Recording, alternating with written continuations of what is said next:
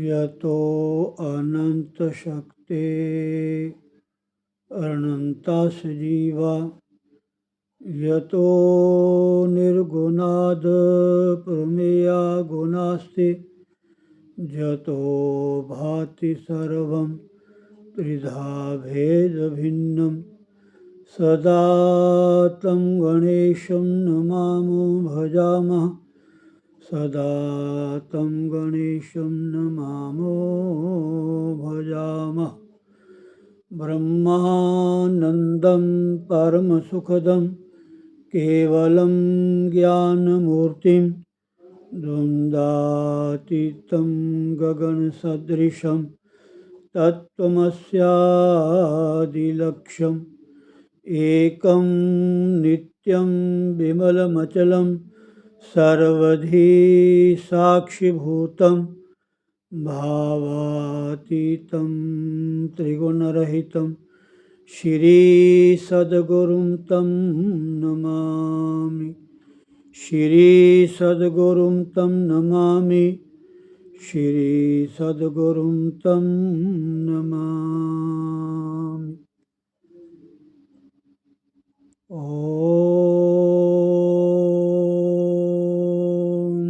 यं शैव समुपासते शिव इति ब्रह्मेति वेदान्तिनो बौद्धा बुद्ध इति प्रमाणपटवः कर्तेति नैयायिकाः अर्हन्नित्यथ जैन शासनरता कर्मेति मीमांसकाः सोऽयं वो विदधातु वाञ्छितफलं त्रैलोक्यनाथो हरिः त्रैलोक्यनाथो हरिः त्रैलोक्यनाथो हरिः।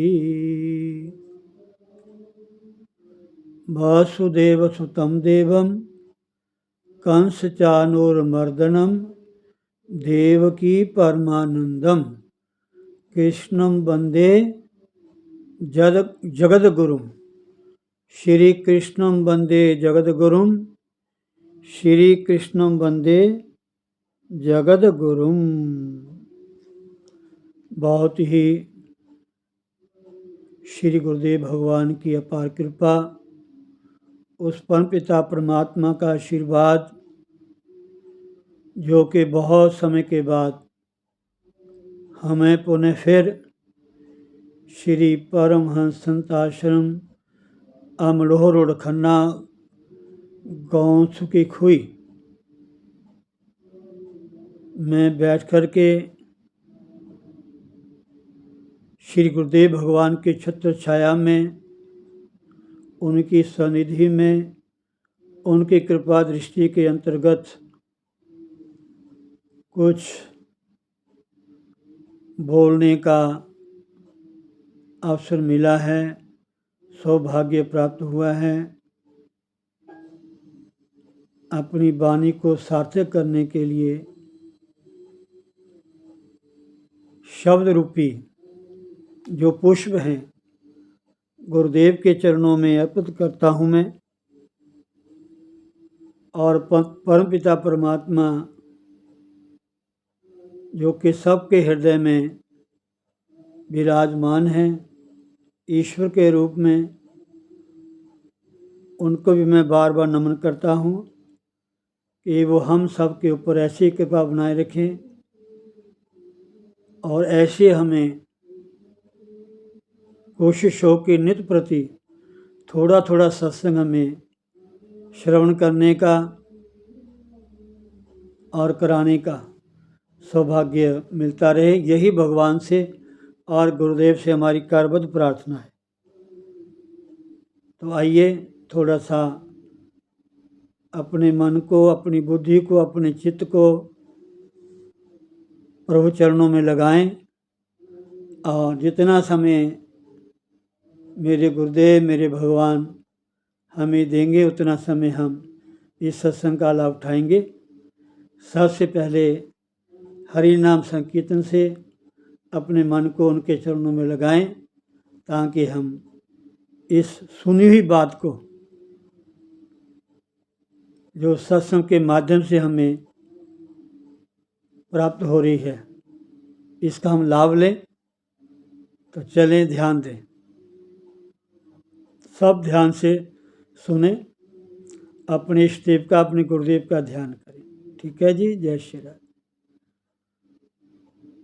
राधे राधे गोविंद गोविंद राधे, राधे राधे गोविंद गोविंद राधे, राधे राधे गोविंद गोविंद राधे, राधे राधे गोविंद गोविंद राधे, राधे राधे गोविंद गोविंद राधे, राधे राधे गोविंद गोविंद राधे, राधे राधे गोविंद गोविंद राधे। जय जय श्री राधे। तो आज पहले हम आपको, जो मेरे अंतरात्मा की आवाज़ है, मेरे हृदय में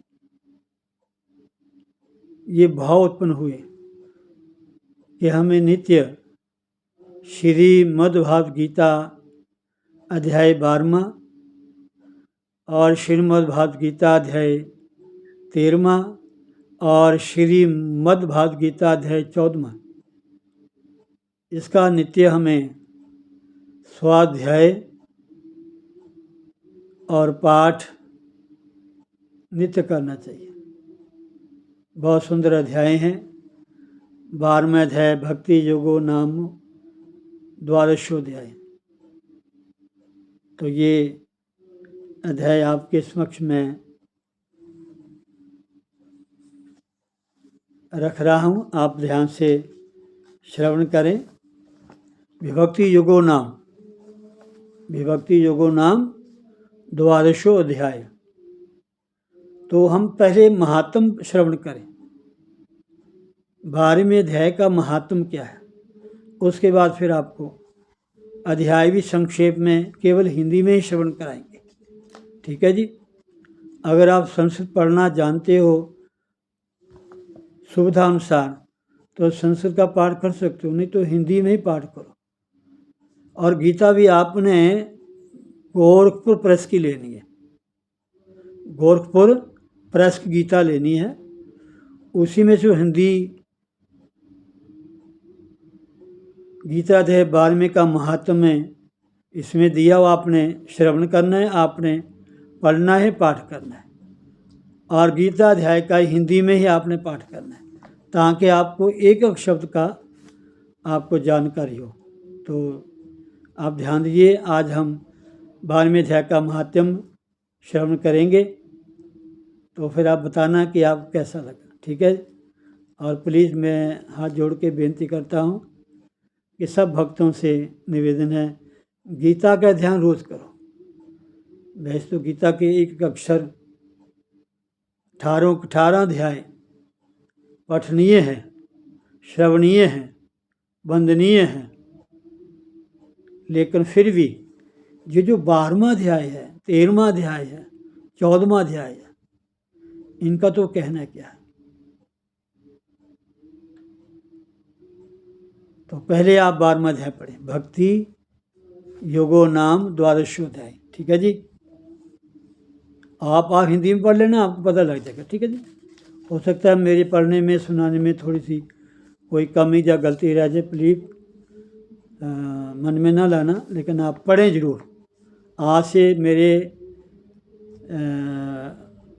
कहने से एक आप प्रॉमिस करें या एक प्रतिज्ञा करें, और मुझे विश्वास है कि हम महाराज रोज़ गीता का 12वां अध्याय, 13वां अध्याय और 14वां अध्याय सिर्फ 5-5 मिनट के पाठ हैं। अगर हिंदी में पढ़ोगे तो घर में अकेले बैठ करके सिर्फ 5 मिनट लगेंगे। इकट्ठे पढ़ लो अच्छी बात है, नहीं तो एक सुबह एक दोपहर एक सायंकाल पढ़ लो, जब भी समय लगे, लेकिन पढ़ने जरूर है। 3 अध्याय बड़े काम के, याद करने वाले हैं, पता चलेगा। ठीक है जी, राधे राधे।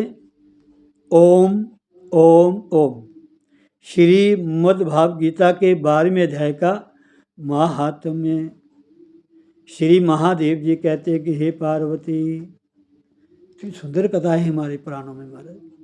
एकादशी महात्म, माघ महात्म, पुरुषोत्तम मास महात्म, कार्तिक मास महात्म, श्रावण मास महात्म, वैशाख मास महात्म, अन्य छोटी छोटी कथाएं व्रतों की इतनी सुंदर है, इनको पढ़ने का सुनने का कितना लाभ होता है। तो प्लीज़ ध्यान से सुने। श्री महादेव जी कहते हैं कि पार्वती, दक्षिण दिशा में कोल्हापुर नामक एक नगर है जो सब प्रकार के सुखों का आधार है, सिद्ध महात्माओं का निवास स्थान और सिद्धि प्राप्ति का क्षेत्र है। वह परा शक्ति भगवती श्री लक्ष्मी जी का प्रधान पीठ है। संपूर्ण देवता उसका सेवन करते हैं। वह पुराण प्रसिद्ध तीर्थ, भोग एवं मोक्ष प्रदान करने वाला है। वहाँ करोड़ों तीर्थ और शिवलिंग है। रुद्र गया भी वहीं है। वह विशाल नगर लोगों में बहुत विख्यात है। हे देवी, एक दिन कोई युवक पुरुष उस नगर में आया। वह कहीं का राजकुमार था। उसके शरीर का रंग गोरा, नेत्र सुंदर, ग्रीवा शंख के समान, कंधे मोटे, छाती चौड़ी तथा भुजाएं बड़ी बड़ी थीं। ऐसा शरीर, ऐसे अंग, ये भी भाग्य से मिलते हैं।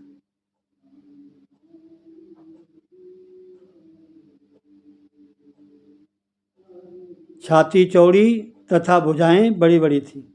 नगर में प्रवेश करके सब और महलों की शोभा निहारता हुआ वह देवेश्वरी महालक्ष्मी के दर्शनार्थ उत्कंठित हो मणिकंठ तीर्थ में गया और वहाँ स्नान करके उसने पितरों का तर्पण किया।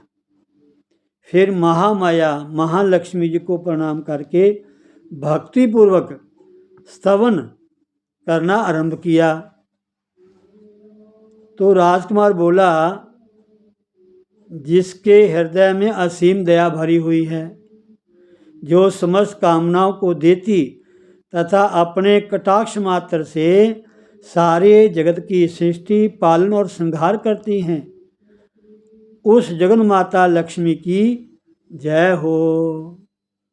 जिस शक्ति के सहारे उसी के आदेश के अनुसार परमेष्ठी ब्रह्मा सृष्टि करते हैं, भगवान अच्युत जगत का पालन करते हैं और भगवान रुद्र अखिल विश्व का संहार करते हैं, उस सृष्टि, पालन और संहार की शक्ति से संपन्न भगवती पराशक्ति का मैं भजन करता हूँ। हे कमले, योगी जन तुम्हारे चरण कमलों का चिंतन करते हैं। हे कमलालये, तुम अपनी स्वाभाविक सत्ता से ही हमारे समस्त इंद्रिय गोचर विषयों को जानती हो। तुम ही कल्पनाओं के समूह को तथा उसका संकल्प करने वाले मन को उत्पन्न करती हो। इच्छा शक्ति, ज्ञान शक्ति और क्रिया शक्ति, ये सब तुम्हारे ही रूप हैं। हे माँ, तुम परासंबित अर्थात परम ज्ञान रूपिणी हो। तुम्हारा स्वरूप निष्कल, निर्मल, नित्य, निराकार, निरंजन, अंतरहित, आतंक शून्य, आलंबहीन तथा निरामय है। हे देवी, तुम्हारी महिमा का वर्णन करने में कौन समर्थ हो सकता है। हे देवी, जो 6 चक्रों का अर्थात खट चक्रों का भेदन करके अंतःकरण के 12 स्थानों में विहार करती हैं, अनाहत, ध्वनि, बिंदु, नाद और कला, ये जिसके स्वरूप हैं, उस माता लक्ष्मी को मैं प्रणाम करता हूँ। कितनी सुंदर कथा है हमारा। भोलेनाथ सुना रहे हैं पार्वती जी को, जो कथा आपको सुनने को मिल रही है 12वें अध्याय की। प्लीज जब सुनोगे ना पता चलेगा आपको। 12वें अध्याय का महात्म्य, 13वें अध्याय का महात्म्य, 14वें अध्याय का महात्म्य, तो पता चलेगा। गीता पढ़े बिना आप रह नहीं सकोगे, सत्य बात है। ये तो महात्म्य है महाराज, जो हमारे ठाकुर जी ने अर्जुन को जो गीता 12वें अध्याय में जो उपदेश दिया है भक्ति योग का, क्या कहना। आनंद में है हमारा, आनंद में। भक्ति कैसी होनी चाहिए, स्टेप बाय स्टेप, बड़ा सुंदर मेरे प्रभु ने उपदेश दिया। धन्य ये भारत भूमि है, धन्य ये सनातन धर्म है, धन्य हमारे इस भारत भूमि में जो अवतरित साक्षात पूर्ण ब्रह्म परमात्मा भगवान श्री कृष्ण इतना सुंदर ज्ञान दे रहे हैं। प्लीज आप एक बार सुनिए ध्यान से। तो राजकुमार ने कहा कि हे माँ, मैं आपको प्रणाम करता हूँ। हे माता, तुम अपने मुख रूपी पूर्ण चंद्रमा से प्रकट होने वाली अमृत राशि को बहाया करती हो। तुम ही परा, पश्यंती, मध्यमा और वैखरी नामक वाणी हो। मैं तुम्हें नमस्कार करता हूँ। हे देवी, तुम जगत की रक्षा के लिए अनेक रूप धारण किया करती हो। हे अंबिके, तुम ही ब्राह्मी, वैष्णवी तथा माहेश्वरी शक्ति हो। वाराही, महालक्ष्मी, नारसिंही, ऐन्द्री, कौमारी, चंडिका, जगत को पवित्र करने वाली लक्ष्मी, जगन माता सावित्री, चंद्रकला और रोहिणी भी तुम ही हो। हे परमेश्वरी, तुम भक्तों का मनोरथ पूर्ण करने के लिए कल्पलता के समान हो। मुझ पर प्रसन्न हो जाओ। हे माँ, मुझ पर प्रसन्न हो जाओ। भोलेनाथ कहते हैं कि हे देवी, उसके इस प्रकार स्तुति करने पर भगवती महालक्ष्मी अपना साक्षात स्वरूप धारण करके बोली कि हे राजकुमार, मैं तुमसे प्रसन्न हूँ, तुम कोई उत्तम वर मांगो। तो राजकुमार बोला कि हे माँ, मेरे पिता राजा बृहद्रथ अश्वमेध नामक महान यज्ञ का अनुष्ठान कर रहे थे। ध्यान से सुनना, बड़ी सुंदर कथा है महाराज। मेरे भोलेनाथ सुना रहे हैं माँ पार्वती को, देवी को, कि हे माँ, मेरे पिता राजा बृहद्रथ अश्वमेध नामक महायज्ञ का अनुष्ठान कर रहे थे। वे दैव योग से रोगग्रस्त होकर स्वर्गगामी हो गए। वे दैव योग से अर्थात अकस्मात रोगग्रस्त होकर स्वर्गगामी हो गए। हम कई बार लिखते हैं स्वर्गीय, नहीं लिख देते हैं, पता नहीं कहाँ जीव जाता है। ये तो कर्म लेके जाता है ना, वासना लेके जाती है, लिखने कुछ भी लिख देते हैं।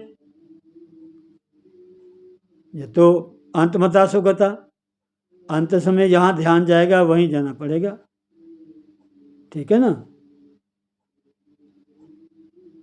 जन्म जन्म मुनि जतन कराही, अंत राम मुख आवत नाही। कोई भाग्यशाली ऐसा होता है जिनके जीवा के ऊपर मन में ध्यान में प्रभु का नाम आता है।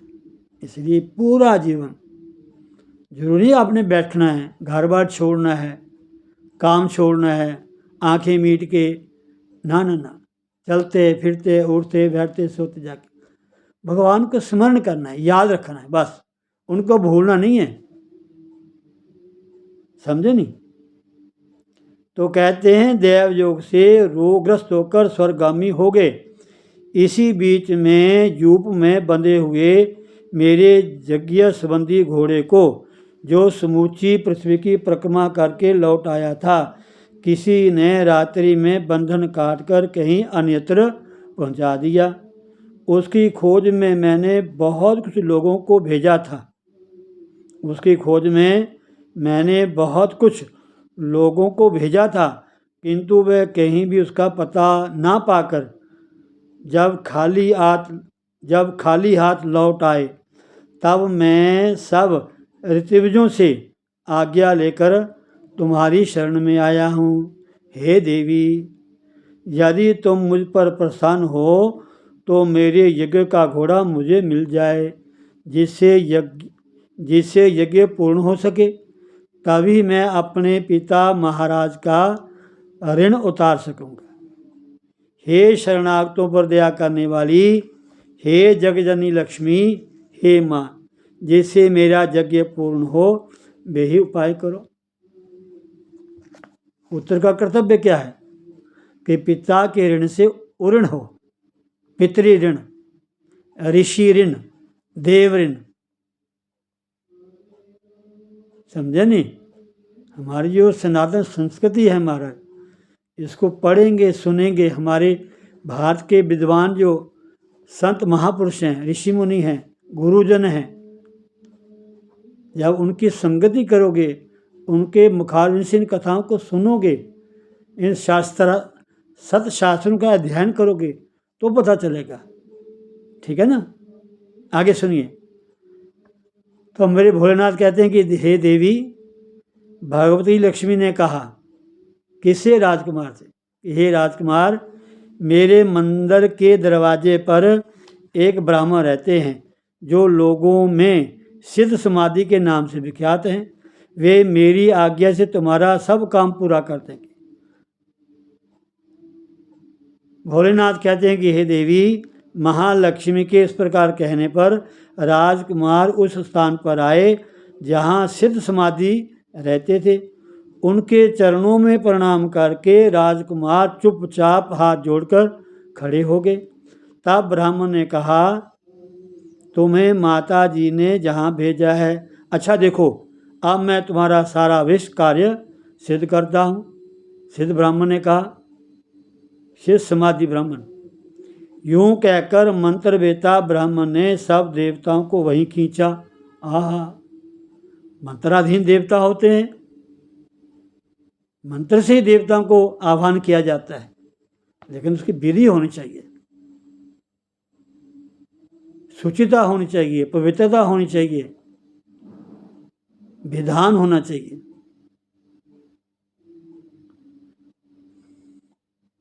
यूं कहकर मंत्र वेता ब्राह्मण ने सब देवताओं को वहीं खींचा। राजकुमार ने देखा, उस समय सब देवता हाथ जोड़े थर थर कांपते हुए वहाँ उपस्थित हो गए। मैंने ऐसे महापुरुष देखे भारत में महाराज, आंखों से, सिद्ध महापुरुष, कि जब वो आसन में विराजमान होते थे, ऐसा मैंने सुना है, ऐसा मैं देखा है, सब देवताओं की हाजिरी होती थी। ना जाने किस देवताओं को आवाज़ पड़ जाए। सत्य बात, ये कलयुग की अभी की बात है, पुरानी बात नहीं है महाराज। मैंने अपनी आंखों से देखा है, सुना भी है। सिद्ध महापुरुष। तो ये सिद्ध समाधि ब्राह्मण है। राजकुमार ने देखा कि उस समय सब देवता हाथ जोड़े थर थर कांपते हुए वहाँ उपस्थित हो गए। तब उन श्रेष्ठ ब्राह्मण ने समस्त देवताओं से कहा कि हे देवगण, इस राजकुमार का अश्व जो यज्ञ के लिए निश्चित हो चुका था, रात में देवराज इंद्र ने चुराकर अन्यत्र पहुंचा दिया है, उसे शीघ्र ले आओ। तब देवताओं ने मुनि के कहने से यज्ञ का घोड़ा लाकर दे दिया। इसके बाद उन्होंने उन्हें जाने की आज्ञा दी। मेरे भोलेनाथ प्रभु कहते हैं महादेव जी की हे देवी, देवताओं का आकर्षण देकर तथा खोए हुए अश्व को पाकर राजकुमार ने मुनि के चरणों में प्रणाम करके कहा कि हे महर्षि, आपका यह सामर्थ्य आश्चर्यजनक है। आप ही ऐसा कार्य कर सकते हैं, दूसरा कोई नहीं कर सकता, दूसरा कोई नहीं। हे ब्राह्मण, मेरी प्रार्थना सुनिए। मेरे पिता राजा बृहद्रथ आश्रम में यज्ञ का अनुष्ठान आरंभ करके दैव योग से मृत्यु को प्राप्त हो गए हैं। अभी तक उनका शरीर तपाए हुए तेल में सुखाकर मैंने रख छोड़ा है। हे साधु श्रेष्ठ, आप उन्हें पुनः जीवित कर दीजिए। वाह, क्या कहना, ध्यान से सुने। मेरे भोलेनाथ कहते हैं कि हे देवी, यह सुनकर महामुनि ब्राह्मण ने किंचित मुस्कुराकर कहा, चलो यहाँ यज्ञ मंडप में, चलो यहाँ यज्ञ मंडप में तुम्हारे पिता मौजूद हैं, वहाँ चले। तब सिद्ध समाधि ने राजकुमार के साथ वहाँ जाकर जल अभिमंत्रित किया और उसे उस शव के मस्तक पर रखा, उस शव के मस्तक पर रखा। उसके रखते ही राजा सचेत होकर उठ बैठे। देखो देखो कितना सुंदर प्रसंग है। उसके देखते ही राजा सचेत होकर उठ बैठे। फिर उन्होंने ब्राह्मण को देखकर पूछा कि हे धर्मस्वरूप, आप कौन हैं? तब राजकुमार ने महाराज से पहले का सारा हाल कह सुनाया। राजा ने अपने को पुनः जीवन दान देने वाले ब्राह्मण को नमस्कार करके पूछा, हे ब्राह्मण, किस पुण्य से आपको यह अलौकिक शक्ति प्राप्त हुई है? उनके यूं कहने पर ब्राह्मण ने मधुर वाणी में कहा कि हे राजन, ध्यान से सुना, हे राजन, मैं प्रतिदिन आलस्य से रहित होकर श्रीमद् भागवत गीता के 12वें अध्याय का नित्य जप करता हूँ। उसी से मुझे यह शक्ति मिली है। सत्य बात है हमारा, जिससे तुम्हें जीवन प्राप्त हुआ है। यह सुनकर ब्राह्मणों सहित राजा ने उन ब्रह्मर्षि से गीता के 12वें अध्याय का अध्ययन किया। उसके महात्म्य से उन सब की सद्गति हो गई। दूसरे जीव भी उसके पाठ से परम मोक्ष को प्राप्त हो चुके। बोलो सतगुरुदेव भगवान की जय। स्वामी दयालदास जी महाराज की जय। स्वामी रामानंद जी महाराज की जय। श्री श्री 1008 श्री स्वामी सोमेश्वरानंद जी महाराज की जय। संत भक्तराम जी महाराज की जय। बोलो भाई सब संत भगवान की जय। सभी आचार्य वैष्णव जनों की जय। जय जय श्री राधेश।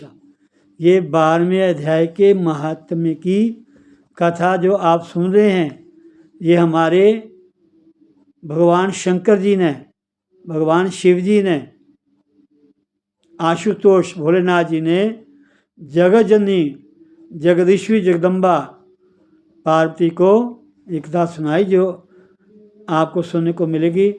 तो मेरी आपसे यही करबल प्रार्थना है कि आप रोज़ इस सत्संग का लाभ लें।